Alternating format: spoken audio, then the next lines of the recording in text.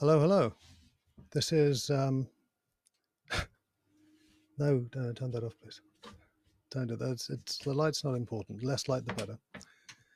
This is Adrian Tchaikovsky calling civilization. I'm just waiting for my technical assistant to let me know whether this is coming through on the Facebook page, and stopping other things turning up on my computer. Are you getting this? Yeah. Well, it says it's going live. Well, and the hope that this is actually going to feed through to the page. And I apologize for my general technical ineptitude if it is not. Just note also, if you're getting this in mono sound, then that's my problem, not yours. It's something to do with the audio setup I have at this end. Give me a moment. Are you going out on the vector thing? It should be on the vector page, yes. Testing, testing. Ah, I say hello, Adrian. I assume that means I am actually turning up on people's screens. Marvelous. Ah, I apologize for that. You may need to refresh the screen, the page, Annie. Okay.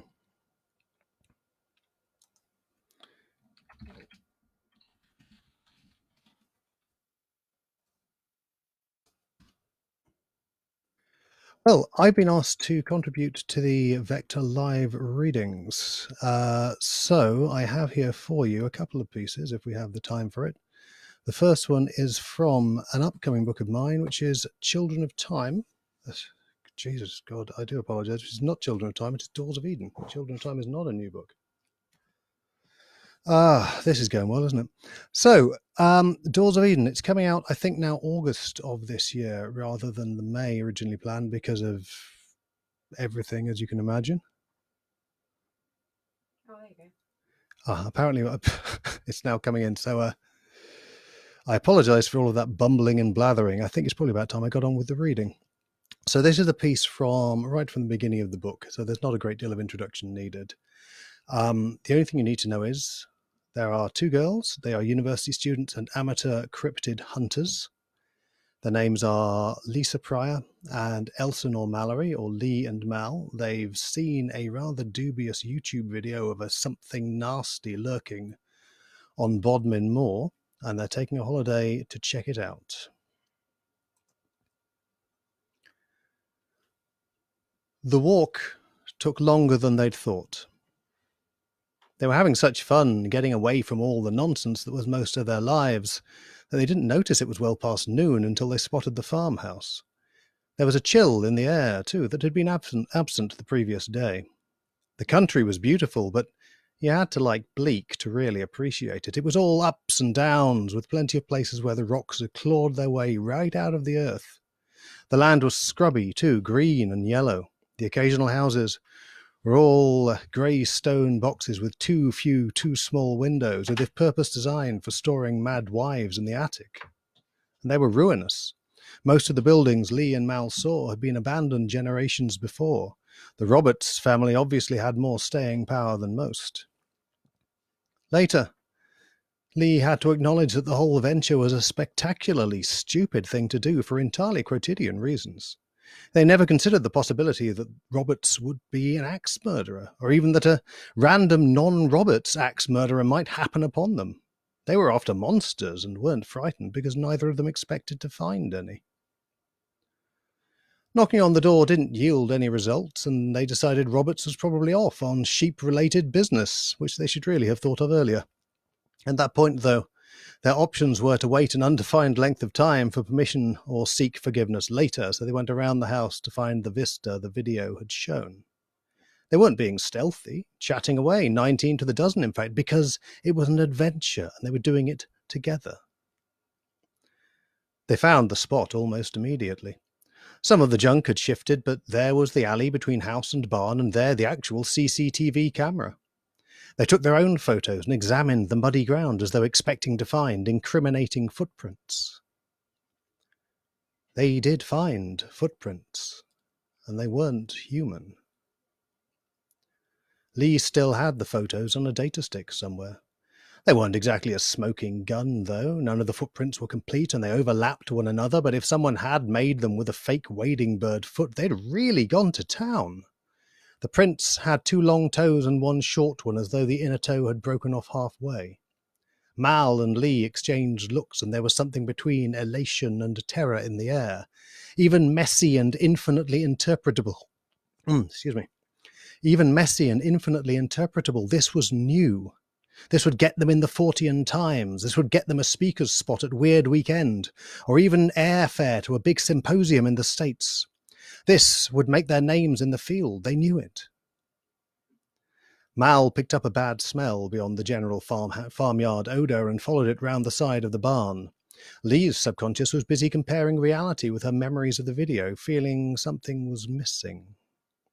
When Mal let out a horrified noise, Lee dashed over, already feeling sick in her stomach. The scent of dead meat was overpowering even through her hay fever, sweet with rot. Most definitely she could hear the legion of busy flies.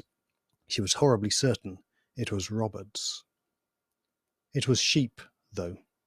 A little flock had been penned here in what looked like decidedly makeshift accommodation, and something had got in amongst them. They were very dead, and for a moment that was all Lee could think about, because there was blood everywhere, painting the walls even, and some of the bodies seemed to have just about exploded. Mal lost what was left of her lunch right then, staggering out of the barn and retching, but Lee just stared. She'd seen roadkill before, and her neighbour's hamster when it did that hamster trick of dying for no reason. Now she was looking at the brutally torn-up carcasses of at least 7 sheep. She felt almost clinical about it, like she was Sherlock Holmes ready to make Gnostic pronouncements about the murderer. And the more she stared, the more she really did think like that, because she was noticing things, even as Mal called for her to come away. Horrible as the sight was, this wasn't just death for death's sake. There were far too many visible bones, and they were hacked about, not torn by the teeth of animals. Flensed, she said, and Mal gave her a baffled look. Then Lee lost her nerve and didn't explain the thought sitting in her head like a toad. This is what you get when you butcher bones, not when you gnaw on them. She looked at the horrible crimsoned walls, seeing places where the blood hadn't just spattered. She took 1 photo before she had to get out into the air. A few smears and lines, really. Nobody would have thought anything of them, save that there was purpose there. Something had made those streaks way past the high watermark of the killing. And they'd see marks like that again. Lee's theory was right then. Some sadistic bastard really was gaslighting poor Roberts. Someone had come in and cut up his sheep and put fake footprints about, or maybe it was the man himself after the insurance.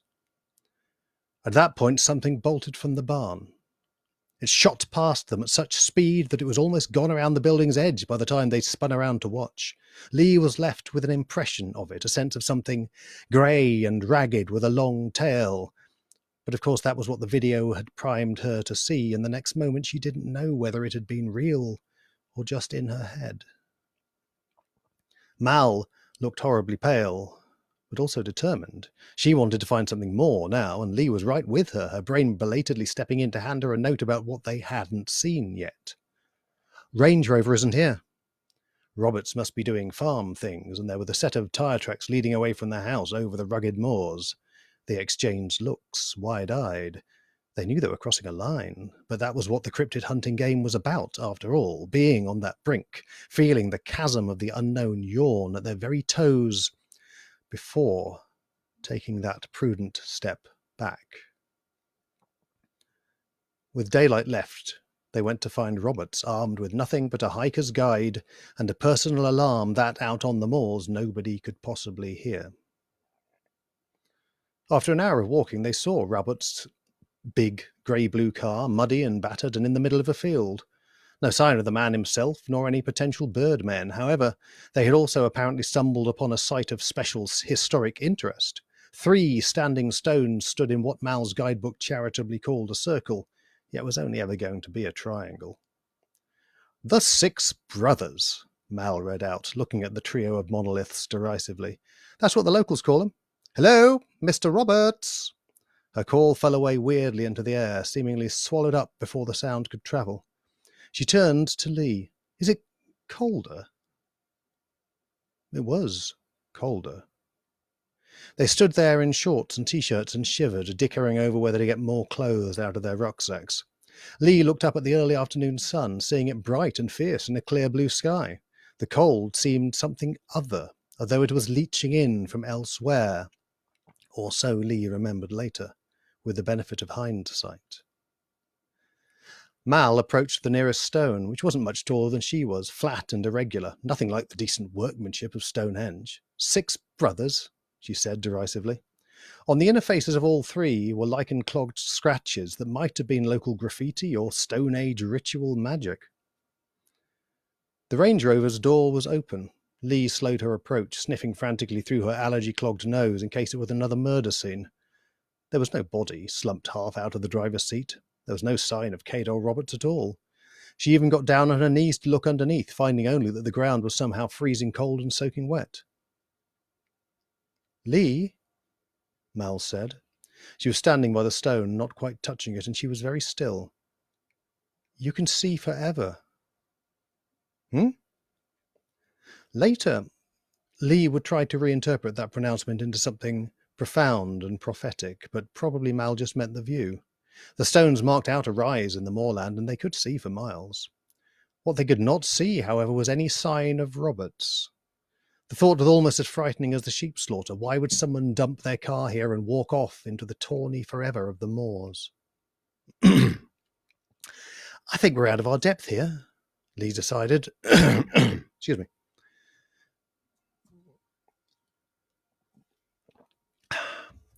And then a rolling line of shadow raced over as if clouds were obscuring the sun. That sky had been entirely clear a moment before, but weather could turn suddenly on the moors, Lee told herself. Then it began to snow. There was a moment when the summer sky above Lee was mostly blue, and yet snowflakes were spiralling down. And she was such a city girl that alarm bells were still failing to ring. And then Mal shouted, and Lee turned towards her and got a face full of blizzard. Abruptly the wind was tearing around her, out of nowhere. It brought great skirls of snow like the waves of the sea, raking her skin and flurrying at her clothes with 1,000 sharp fingers. She staggered forwards, leaning into the wind to make progress. Mal was in the midst of the storm, hunched between 2 of the stones. She had a phone out, trying to take a picture of the weather. Why not? It was a prime Fortean phenomenon, unseasonal snow from an almost clear sky. Perhaps it would start raining frogs and fish next. At Mal's feet and tried to wrangle coats out of their packs, flimsy cagoules, because they'd packed for rain, not Scott of the Antarctic. The temperature had gone through the floor, and her fingers were already numb. She managed to hook the hood of one coat over Mal's head and fell over into the nearest stone, trying to get her own on. The stones. That was what no amount of keep calm and carry on could handle. Before, there had been 3 wide-spaced stones in a field, and now there were suddenly 6.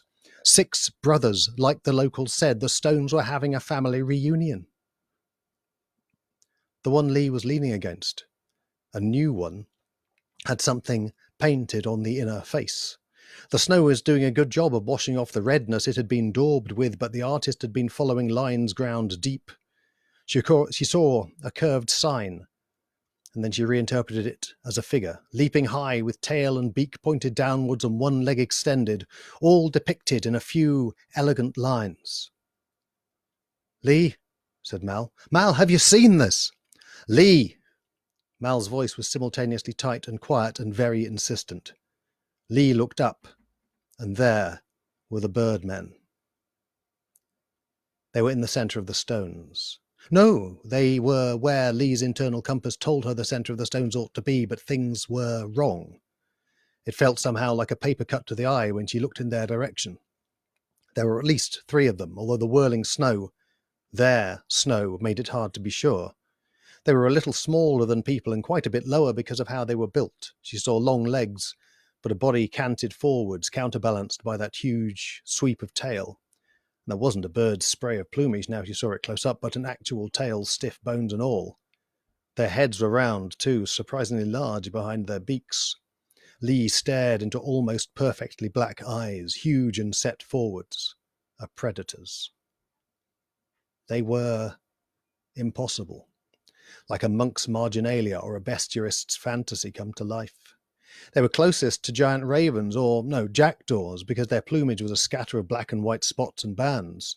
But her mind refused to take in more detail, because they weren't animals at all. They had capes, animal hides secured at the throat and under the belly, shapeless as ponchos. One had a pack, something bundled in skins and lashed down. Another had something, maybe a rod, maybe a spear, balanced in the crook of its bird arm, that wasn't a wing, but had a sodden sleeve of feathers to it anyway.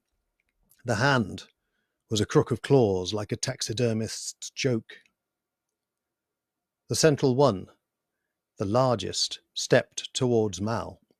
Lee remembered the video, and the same alien language of muscle and movement was here on display. She'd forgotten the snow, the cold, had mind space only for the play of those lean muscles, the scales where the feathers tapered above the knee, the three-toed foot with its inner digit held daintily off the ground. It evoked the pinky finger of a matron aunt taking tea, save that aunts didn't have hooked claws like that, not in this era, not in this world. She'd initially thought the central birdman had a big hook beak like a raptor wouldn't edify anyone really, like an eagle, say, but it wasn't a beak. It was a blade, crooked like an elbow, metal, bronze, crudely hammered.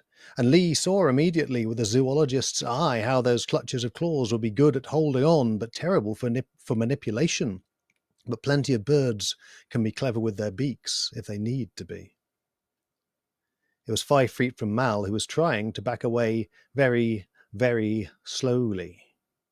No blood was visible on the bronze blade, but both of them reckoned they knew what had happened, first to Robert's sheep, and then to Robert's. And that was when reality shouldered aside all the wonder and the dreams of Fortean fame, because they realized it was going to happen to them. "Look out!" Lee shouted. "Mal, run!" They ran. Mal had the foresight to dump her pack, and that meant she was taking the lead, then slowing for Lee's shorter legs to catch up. The snow seemed to rush towards them, no matter which way they fled. They lost the Range Rover and the track almost immediately. Mal was heading uphill, and Lee laboured after, seeing fleet shadows left and right, their pursuers pacing them effortlessly. She heard them too, calling to each to each. Not the keening of hawks, nor the brittle croaks of ravens, but a panoply of whistles and clicks, clucks and chuckles, as versatile as parrots. It sounded like laughing. Mal stopped suddenly, and Lee almost ran into her, which would have sent both of them plummeting 10 feet down a rock-studded slope. It wasn't the drop that stopped her, though. It was the view. It was recognisably the moors, even though snow lay in the hollows. Down below, where a vigorous stream cut its course, a herd of animals had gathered to drink. They were big as shire horses, with something of the same ponderousness, but shaggy to their ankles with drab coats of feathers. Their necks were long, and their crested heads small. 2 or 3 stretched up to keep watch over the surrounding countryside while the rest drank. They did not see the 2 girls, or rather the humans meant nothing to them. But when the birdmen materialized on either side of Lee and Mal, the beasts gave out anxious knocking sound and the herd began to move off. Mal hadn't seen the birdmen yet. She was pointing at something in the middle distance. The snow had ebbed and they could make out drifting lines of smoke. Lee saw structures, something like yurts perhaps, a cluster of animals corralled nearby, and industrious movement.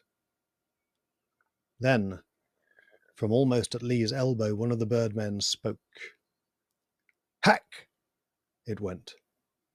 It took a few steps along the ridge of the rise. It had a scalloped flint in its mouth, and now it wiped it on the ground as though sharpening it, gaze never leaving Lee.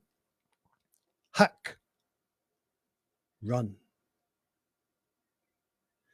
Lee backed away, plucking at Mal's cagoule. 2 birdmen now crouched amidst the rocks, watching them keenly, the third behind them somewhere, and abruptly Lee could not stand before that thoughtful stare a moment longer.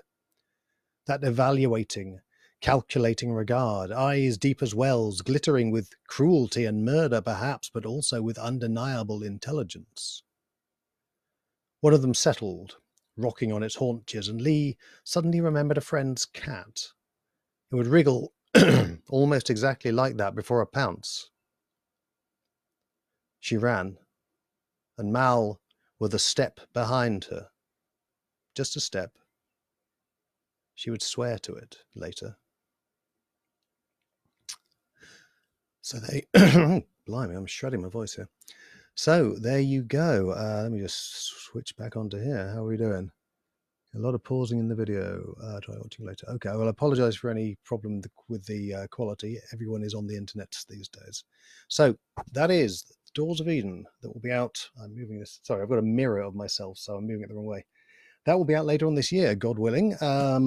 Theoretically August, although I guess we don't really know anything at the moment. How are we doing for time?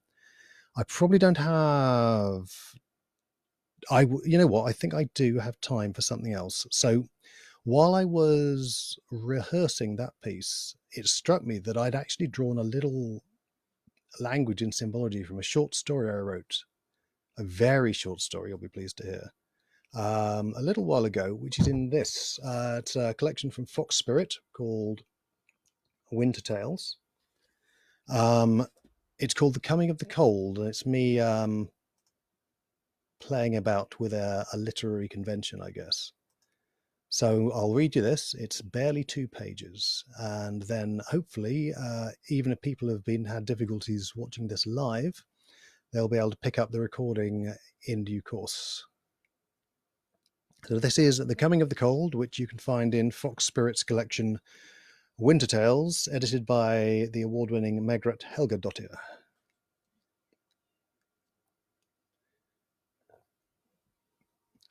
This is where it starts. A wardrobe, ornate, made from a wood you can't identify, forgotten in a high room of an old house, lost in the English countryside. A heavy carven wardrobe from another age in a room the spring never touches, and nor does the housekeeper. She has better things to do with her time than dust where nobody ever goes, where nobody will see, and besides, she thinks, it's cold in there. She shivers and she downs a finger of whiskey where the master of the house can't see. It's cold in the room with the wardrobe, even with the window shut and taped round the edges, even with the curtains drawn to keep out the night. It's as though the dark within the wardrobe is the night all its own. It's as though a cold breath comes into that room from somewhere else. Even in high summer, when they play cricket on the village green and the vicar judges marrows at the church fete, it's cold in the high room with the window and the wardrobe. Touch that dark, rich wood, and you might find the faintest slip of frost melting beneath your fingers. It's cold in the room with the wardrobe. When the children come, fleeing the bombs, all their squabbles and games spiral towards its chill, still heart. When the girl enters the high forgotten room, there's the faintest sheen of ice on the inside of the windows. But she's from London, isn't she? Perhaps she thinks that's normal for the countryside. She stands before that great dark weight of wood, listening to her siblings' distant voices. She throws open the door, and a great wintry breath rolls out. Run, girl, run! But there's prophecy at work after all, and her feet carry her into that cold mouth, into the darkness where the fur coats bristle in the chill. If they had voices, those coats, what warnings might they whisper as she pushes between them, deeper and deeper into the cold night within the wardrobe? But they're just coats. Their voices were stilled when they were skinned. And later there's the boy, following his sister's tracks in the snow. No tea and fawns for him. He's going to meet royalty.